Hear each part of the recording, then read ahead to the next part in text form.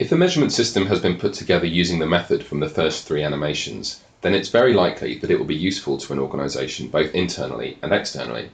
Reporting externally is an obvious use, but the more important use is internal because it helps an organization to make management decisions which can increase the organization's impact. Let's go back to the rooftop garden project.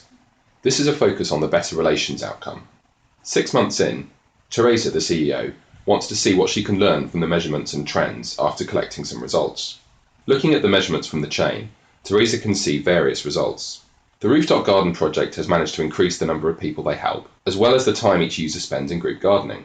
They haven't managed to increase the number of users attending socials, but Teresa thinks they just need to better communicate these events to the carers more in advance. A quick action point. Looking at outcomes, users have increased their physical activity, the difficulty and the duration of tasks. They have also increased the amount of friends they have and how long they spend with them. On the teamwork element, the results were not looking as good, but they needed further investigation. The last element the rooftop garden project had results on was the number of antisocial behaviour incidents weekly, which was showing some small improvements. On the longer term outcome, it was still too early to have results for the better relations inventory scores. After this, Teresa wanted to look deeper into the teamwork results. Graphs for one user on positive and negative interactions, which was similar for all the users, did not seem promising.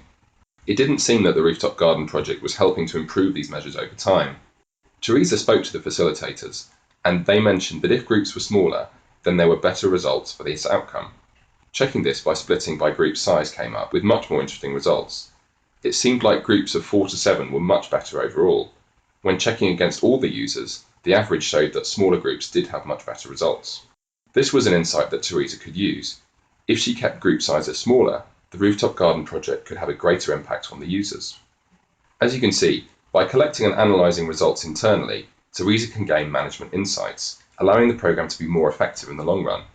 And the great byproduct of this is that she also had useful material to report on externally too. She can report on what is measured and how the rooftop garden project is doing, and what changes they can make in the future to have a greater impact.